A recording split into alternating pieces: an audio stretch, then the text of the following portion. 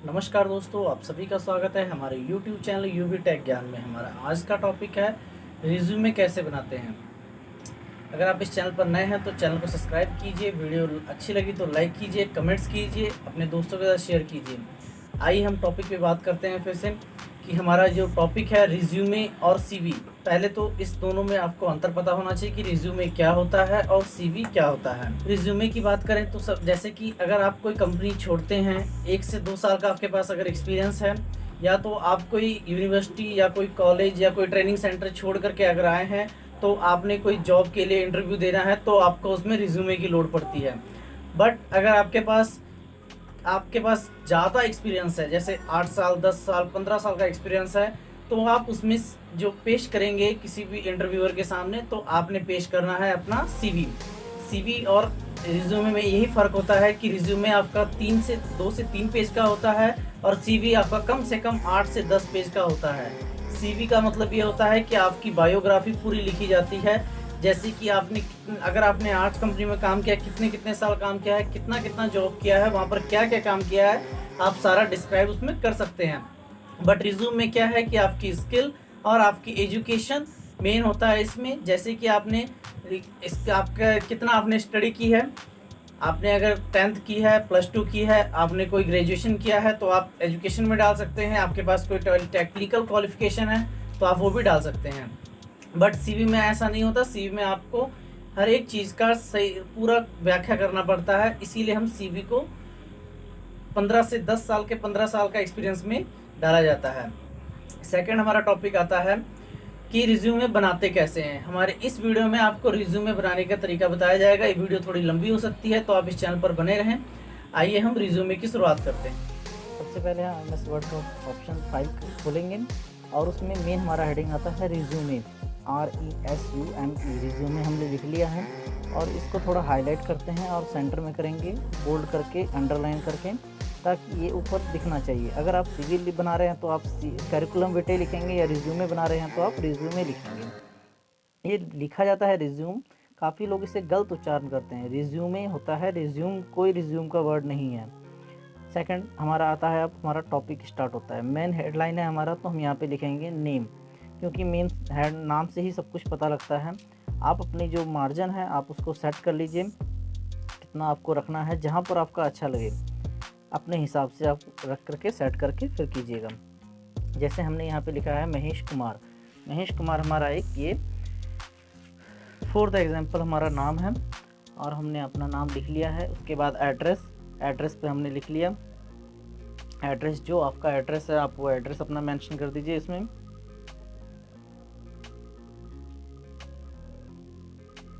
अब देखिए इसमें एड्रेस का क्या प्रॉब्लम आती है। जैसे हमने एड्रेस लिखा है तो एड्रेस ऊपर और नीचे का जो इसकी जो हाइट है और जो लाइन सेट हो रही है, ये बिल्कुल ही गलत तरीके से हो रही है। तो इसको हमें सेट करना पड़ेगा, वो भी मैं आपको दिखाता हूँ। अब पहले अपना नाम, एड्रेस, मोबाइल नंबर, क्योंकि हमारा हेडिंग ऊपर स्टार्ट होता है। कोई भी आदमी अगर आपका रिज्यूमे लेगा तो ऊपर देख से स्टार्ट करेगा। पहले तो आपका इंट्रोडक्शन पूछेगा या देखिएगा कि भाई आपका क्या नाम है। इसमें आपका लिखा हुआ है जैसे आपका नाम, address, mobile number, email ID, वो अच्छा लगना चाहिए, इसीलिए हमने उसको सबसे टॉप पर यहाँ पे रखा है। आप इसे लेफ़्ट साइड भी लिख सकते हैं और राइट साइड भी लिख सकते हैं, इसमें कोई बड़ी बात नहीं है। ईमेल आईडी डाल दिया। अब हमारा ऑप्शन आता है यहाँ पर कि इसको हम सेट कैसे करें। पहले आप इसको सबको सेलेक्ट कर लीजिए नीचे तक, जहाँ तक आपको सेट करना है। इस पूरा पैराग्राफ सेलेक्ट करके स्टाइल पे जा करके आपने सेकंड ऑप्शन पे क्लिक करना है, नो स्पेस पे। अब देखिए सारी लाइन की मार्जिन सेट हो चुकी है। अब आपने ऊपर वाला जो नाम है, नाम को हाईलाइट रखेंगे तभी, क्योंकि कोई भी पढ़ेगा तो हमारा नाम पढ़ेगा। अगर हम पूरे पैराग्राफ में मिक्स कर दिए तो हमारा नाम पढ़ने में दिक्कत होगी, इसीलिए हमने सबसे पहले अपना नाम को ऊपर हाईलाइट कर दिया है। और इसका फ़ॉन्ट भी थोड़ा सा बड़ा कर लेते हैं। फ़ॉन्ट की सेटिंग आप अपने एम एस वर्ड में आपको जिस आवश्यकता अनुसार जैसे रखना है आप वैसे रखिए। सेकंड आता है हमारा करियर ऑब्जेक्टिव। करियर ऑब्जेक्टिव में क्या है कि आप इसमें ये चीज़ लिखेंगे कि आपका जो स्टाइल्स है, वर्किंग स्टाइल है, कैसा है, बढ़िया है। आप वो चीज़ लिख करके इसमें आप, अगर आप ज़्यादा रिज्यूम बनाते हैं, अगर आपके पास 2-4 बनाना है आपको, तो आप करियर ऑब्जेक्टिव एक ही डाल सकते हैं। इसमें कोई ऐसा नहीं है कि आपने क्यों डाला है, ये सबका सेम ही रहता है। मैक्सिमम आप इसको बदल भी सकते हो, अपने आवश्यकता अनुसार बदल भी सकते हैं। अगर आपको अच्छा लाइन कोई इससे ज़्यादा बेस्ट लाइन लग रहा है तो आप उसको बदल लीजिए। नीचे लिखने के बाद आप आ गए नीचे, और यहाँ पर आपने लिख दिया अपना जो करियर ऑब्जेक्टिव लिखना है, वो मैं आपको डिस्क्रिप्शन कमेंट बॉक्स में डाल दूंगा। आप वहाँ से भी आप इसको डाउनलोड कर सकते हैं, इस रिज्यूमे को। आप देखिए यहाँ पर लिख दिया हमने ए चैलेंजिंग। अब यहाँ पर अपना फ़ॉन्ट चेंज कर लीजिए, क्योंकि आपको पैराग्राफ में लिखना है अब, तो आपने चेंज कर दिया। और स्पेस भी कम कर दो, क्योंकि स्पेस आपका जो कि है थोड़ा ज़्यादा बड़ा हो जाएगा तो आपको बिल्कुल भी जचेगा नहीं आपका ये। करियर ऑब्जेक्टिव को आपको बोल्ड करना है प्लस अंडरलाइन करना है तो कर सकते हैं। फॉन्ट साइज बड़ा होना चाहिए आपका। अब आप करियर ऑब्जेक्टिव लिखिए।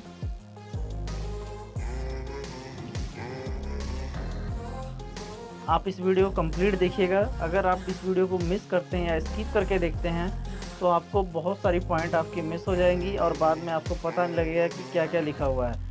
आप सेम डिट्टो कॉपी करके आप अपना रिज्यूम भी फाइनल कर सकते हैं, इसमें कोई प्रॉब्लम नहीं आएगी।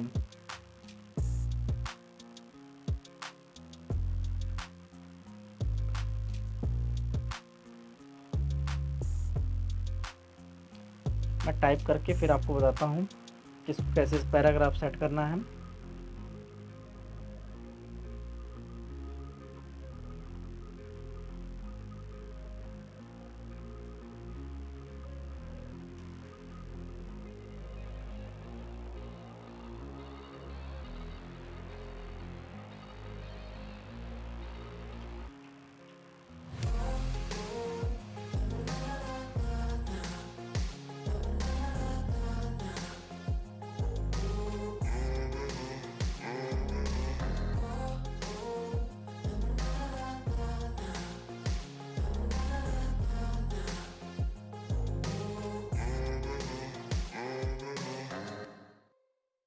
हमारा करियर ऑब्जेक्टिव कंप्लीट हो चुका है।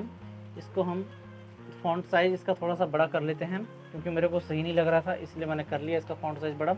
आप भी अपने हिसाब से कर सकते हैं। सेकंड, अपना मार्जिन पेज सेट कर लीजिए, left to right, right to left, जो आपको सही लग रहा है आप उसके हिसाब से कीजिए। अब उसके बाद हमें जस्टिफाई करना है प्रॉपर थोड़ा सेट करने के लिए, तो आप उसे जस्टिफाई भी कर सकते हैं, क्योंकि ये बिल्कुल भी अच्छा लग रहा है। फर्स्ट लाइन देखिए आपका कहाँ जा रहा है, सेकंड लाइन कहाँ जा रहा है, तो आप उस हिसाब से अपना सेटिंग कर सकते हैं।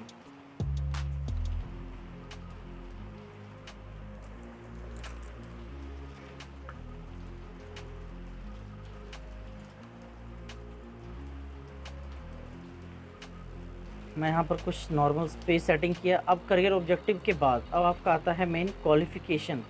एजुकेशन क्वालिफ़िकेशन आपका क्या है, क्योंकि कहीं भी जाएंगे तो आप बोलोगे उससे पहले आपका रिज्यूम मांगा जाता है, इसीलिए आप अपना सारा कुछ इसमें लिखिएगा।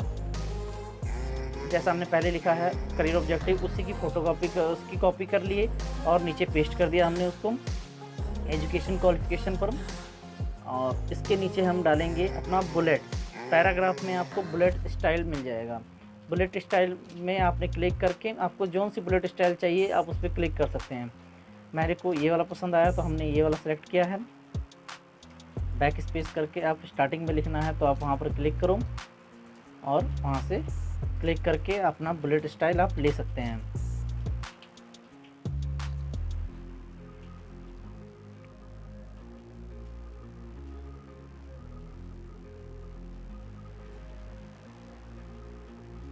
जैसे हमने लिखा सबसे पहले 10th पास्ट, क्योंकि मेन होता है मैट्रिकुलेशन आपने जहाँ से पास किया है आप वहाँ का सारा डिटेल भरेंगे। जैसे हमारा 10th pass from UP board, तो हमने यूपी बोर्ड का लिखा है, तो यूपी बोर्ड का हमने लिख दिया यहाँ पर। और उसके बाद फिर आता है आपका, अगर आपका इंटरमीडिएट है जैसे +2, तो अब ये नहीं कि हम लिखेंगे इंटरमीडिएट कुछ फॉर्मल नहीं आता है, नज़र आता है, इसीलिए हम लिखेंगे 10+2 या +2 भी आप लिख सकते हैं। हमने यहाँ पे लिख दिया 10th pass from UP board in 2013 second division. ठीक है, जैसे सेकंड डिवीज़न आप फर्स्ट सेकंड डिवीज़न लिख सकते हैं। अगर नहीं लिखना चाहते तो आप वहाँ से लाइन हटा दीजिए। दूसरे नंबर पे आता है हमारा 10th+2 pass from UP board, आपका जो सा बोर्ड है, जैसे बिहार बोर्ड है, हरियाणा बोर्ड है, पंजाब स्कूल एजुकेशन बोर्ड है, आप उस हिसाब से उसको वहाँ पर मेंशन करेंगे। अब यहाँ पर आप जो गैप है, जो आपके लिखने का तरीका है, वो हमेशा देखिएगा। 10th आपने कब पास किया है और आपने +2 कब पास किया है। ये नहीं कि 1 साल के बाद या आपने 3 साल के बाद, आपने गैप करके लिखा तो कोई चक्कर नहीं है, बट लेकिन अगर आपने सेम 1 साल के बाद लिख दिया तो आपका गलत होगा। इसीलिए जब भी पासिंग ईयर लिखेंगे तो बी केयरफुल लिखना है आपको, ताकि उसमें गलती ना हो। अब हमारा आता है ग्रेजुएशन का। आपने जिस भी यूनिवर्सिटी से ग्रेजुएशन किया है आप वो भी इसमें डाल सकते हैं। जैसे मैं डाल रहा हूँ बीए का, बीए पास फ्रॉम जो भी यूनिवर्सिटी है आप उसमें अपना एंटर कर सकते हैं।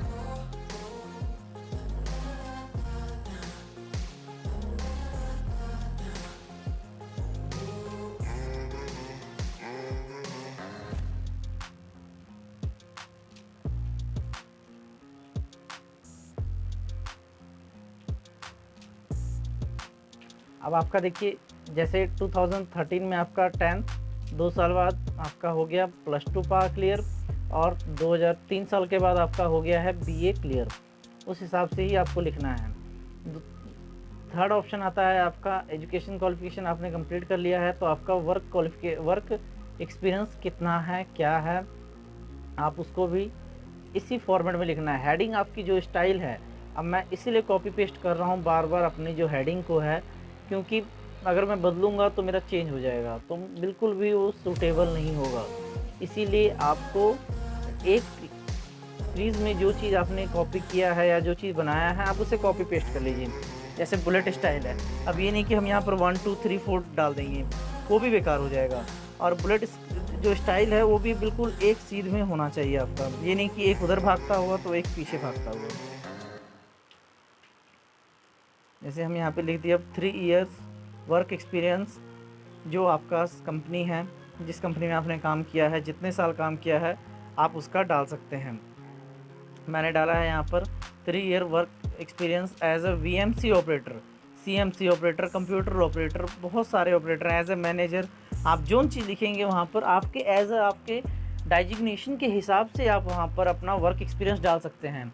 और एमएस में भी क्या है कि आप कम सोचते हैं कि मिस्टर है, एमएस का मतलब नहीं, मिस्टर नहीं होता है, मेसर्स होता है। जैसे आपने कंपनी का कोई नाम लिखना है, जैसे आपने एक फॉर्मल लेटर लिखते हो तो उसमें आप लिखते हो मिस्टर तरुण सिंह, बट लेकिन उसमें आपने मिस्टर लिख दिया। अब आपके दिमाग में आता है कि भाई यहाँ भी एमएस लिखा हुआ है तो क्या बताओ मेसर्स लिखा हो, मिस्टर लिखा होगा।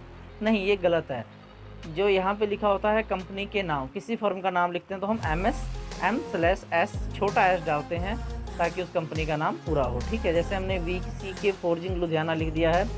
अब जो सेकंड ऑप्शन आता है, अगर आपके पास एक्सपीरियंस है, जैसे हम रिज्यूमे बना रहे हैं तो हमारे पास 2 या 3 एक्सपीरियंस होता है, तो हम 2 या 3 एक्सपीरियंस को अपना इसमें मेंशन करेंगे। आप उसे सेम कॉपी पेस्ट करके अपना फर्म का नाम चेंज कर सकते हैं और अपना डाइजिग्नेशन भी चेंज कर सकते हैं। बट लेकिन मैं यहाँ पर आपको टाइपिंग करके दिखाऊंगा, क्योंकि प्रॉपर चीज़ क्लियर होनी चाहिए, तभी आपका इस वीडियो को देखने का फ़ायदा है, आपको इस चीज़ का ज्ञान मिलेगा, तभी फ़ायदा है इस चीज़ का। और सेम फर्म एक साथ नहीं लिखिएगा, क्योंकि मान लीजिए अगर आपको सेम फर्म ही लिखना है तो आप ऊपर ही एक्सपीरियंस बढ़ा दीजिए, दैट्स ऑल।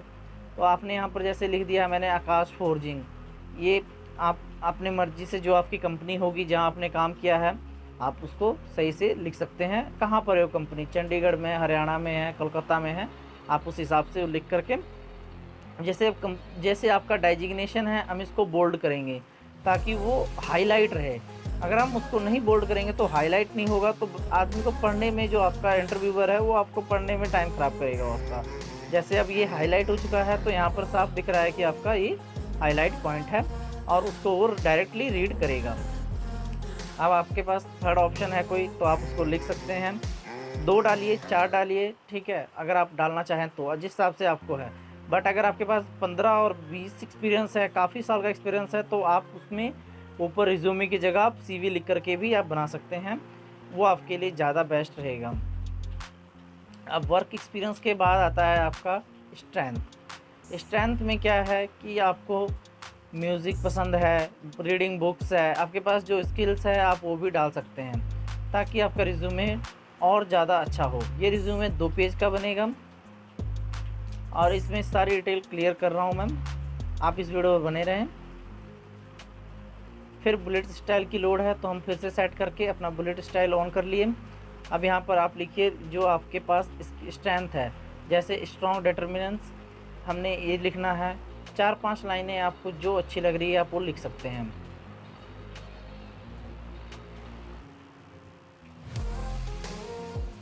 ऑनेस्टी,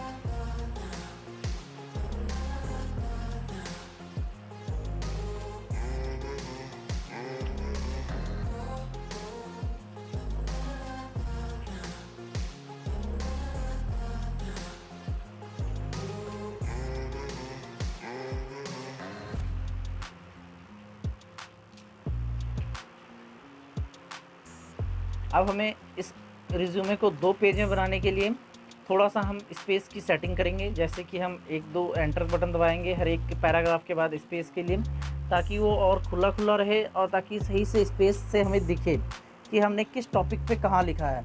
अगर सब चिपका के एक साइड लिखेंगे तो हमें पता नहीं लगेगा और जो इंटरव्यूअर है वो कंफ्यूज होगा। इसीलिए हम उनकी कन्फ्यूज़न को दूर करने के लिए थोड़ा स्पेस डाल देते हैं। अब इसके बाद हमारा आ गया पर्सनल इन्फॉर्मेशन। पर्सनल इन्फॉर्मेशन में हम अपने फादर नेम, मदर नेम भी डाल सकते हैं आप, डेट ऑफ बर्थ, आपके जो आप मैरिड हो कि नहीं हो, आपकी सेक्स मेल फीमेल, ये सारा कुछ आप इसमें डाल सकते हैं। और डालने के बाद आप अपना डिक्लेरेशन भी इसके बाद एंटर करेंगे। चलिए पहले हम पर्सनल प्रोफाइल अपना कंप्लीट करते हैं। पर्सनल प्रोफाइल कंप्लीट करने के बाद इसमें हम बुलेट स्टाइल इस्तेमाल नहीं करेंगे और वर्ड को भी जो कि है हम नॉर्मल रखेंगे इसमें।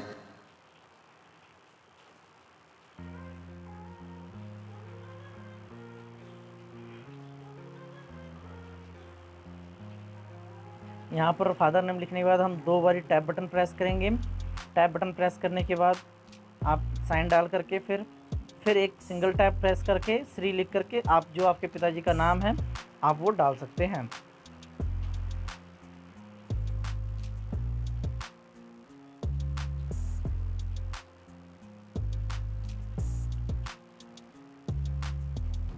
Date of birth, date of birth आपकी जो भी डेट ऑफ बर्थ है आप उसको एंटर कीजिए। इसमें सही होना चाहिए, आपके सर्टिफिकेट से मैच करता हुआ होना चाहिए।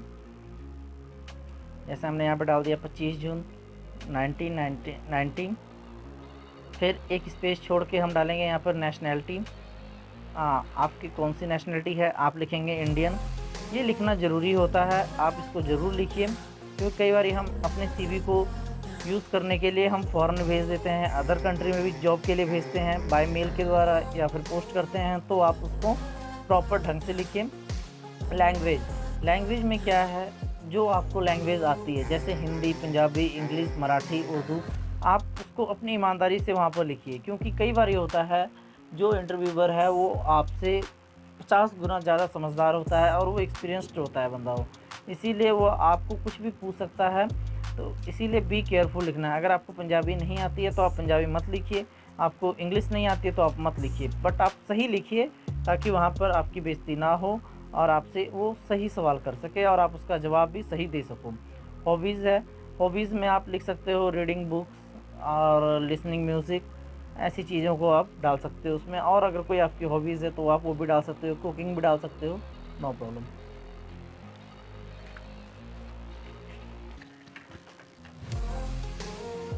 उसके बाद हम लिख सकते हैं मैरिटल स्टेटस। मैरिटल स्टेटस में आप डालिए आप मैरिड हो कि अनमैरिड हो, ये मेन पॉइंट होता है, आपको पर्सनल प्रोफाइल में लिखना ज़रूरी होता है। तो हमने अनमैरिड इसमें लिखना है। इसके बाद अब हमारा आता है सेक्स, आप मेल हैं कि फीमेल हैं, आप ये चीज़ भी इम्पोर्टेंट है तो इसीलिए आपने वो भी डालना है। तो हमने मेल डाला है यहाँ पर। अब उसके बाद आता है डिक्लेरेशन। डिक्लेरेशन का मतलब ये है कि जो हम डाटा दिए हैं इसमें, जो हमने आपका इसमें जानकारी दी है वो बिल्कुल हमारी तरफ से पढ़ी लिखी गई है, सब कुछ पढ़ के हमने जांच कर लिया है और वो बिल्कुल सही है। तो आपको ये लाइन भी ऐड करना मस्ट इम्पॉर्टेंट है इसमें। तो हमने प्रोफाइल को, पर्सनल प्रोफाइल को ही कॉपी कर लिया हेडिंग को और वहाँ पर उसको चेंज कर देते हैं डिक्लेरेशन, और उसके बाद हम उसमें लिख देते हैं जो हमने बताया आपको।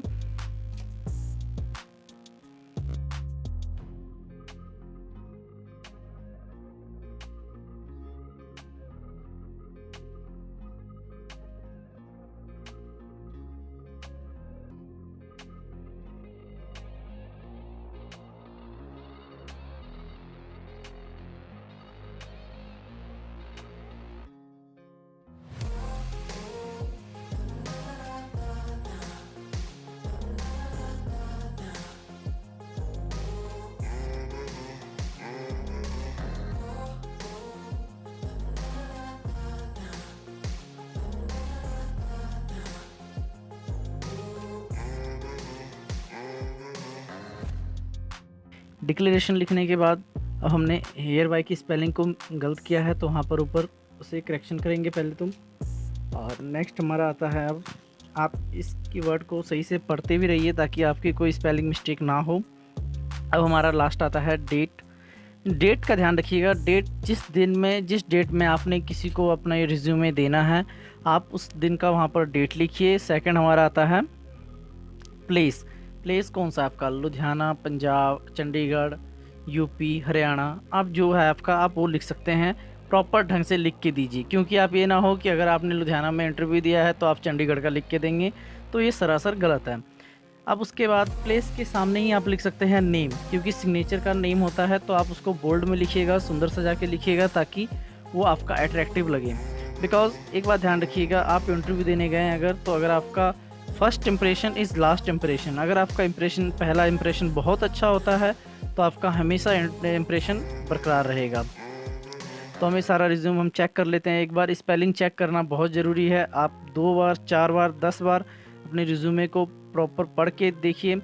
अब उसके बाद रिज्यूमे के बनाने के हम फाइनल करने के बाद हम इसमें लगा सकते हैं फ़ोटोज़ का भी एक कॉलम बॉक्स बना सकते हैं। तो इसीलिए हमने यहाँ पर एक फ़ोटोज़ का बॉक्स सेलेक्ट कर लेना है। शेप में जा कर के इंसर्ट पे जा कर के शेप में जाके आप सेलेक्ट कर सकते हैं और इसका कलर भी आप वाइट कर दीजिए। और आप जब आपको रिज्यूमे किसी को देना है तो आप उसमें पेस्ट करके आप लगा भी सकते हैं, नो प्रॉब्लम। जैसे हमने इसके ऊपर लिख दिया फ़ोटो और बॉक्स में डाल करके, और आप इसको सेव करके रख लीजिए। आप किसी को भी अगर देते हैं तो अपनी एक फ़ोटोग्राफ उस पर चिपका करके पेस्ट करके दे सकते हैं, आपको कभी कोई दिक्कत नहीं आएगी। क्योंकि कई बार फ़ोटोज़ की ज़रूरत पड़ती है तो आप स्टेपलर करते हैं, तो स्टेपलर ना करें। सेकंड बात, इस बात का भी ध्यान रखिए कि स्टेपलर कभी नहीं की जाती है। आप फ़ोटो को जहाँ पर फ़ोटो का प्लेस है वहाँ पर आप ग्लू स्टिक से लगा करके ही दीजिए ताकि आपका इंप्रेशन बढ़िया हमेशा बना रहे। अब हम अपनी जो स्पेलिंग है, फ़ॉन्ट्स हैं, उसको सेट करेंगे। जैसे हमारा ये ब्लू एरर आ रहा है, ब्लू लाइंस आ रही हैं, तो हम इसको भी सेट करते हैं क्योंकि इसमें कई बार हमारा स्पेस हमने ज़्यादा ले रखा है या कम दे रखा है, तो इसलिए उस हिसाब से आपको सेट करना पड़ेगा। अब देखिए आपकी सारी पूरी अपने जितनी फॉर्मेट आपने बनाई है शीट को आप सही से उसको देख लीजिए ढंग से, क्योंकि कहीं पर भी छोटा नहीं होना चाहिए, कहीं पर आपकी स्पेलिंग मिस्टेक नहीं होनी चाहिए। उस हिसाब से आप देख सकते हैं। अगर आपके हिसाब से रिज्यूमे बिल्कुल ओके है तो आप इसको प्रिंट कर सकते हैं, सेव कर सकते हैं। और अगर आपकी कोई फ़ॉन्ट, देखिए एक बात और, हमने कोई भी फ़ॉन्ट का साइज़ दूसरा नहीं रखा है, कोई हेडिंग का साइज़ नहीं रखा है दूसरा, क्योंकि हमारा इंप्रेशन सबसे ज़्यादा ख़राब हो सकता है, सारा रिज्यूम गलत हो सकता है। तो इसीलिए हम उसको ठीक ढंग से ही बना करके किसी के सामने पेश करेंगे। आप इस रिज्यूम को आप सेव कर सकते हैं और प्रिंट भी कर सकते हैं।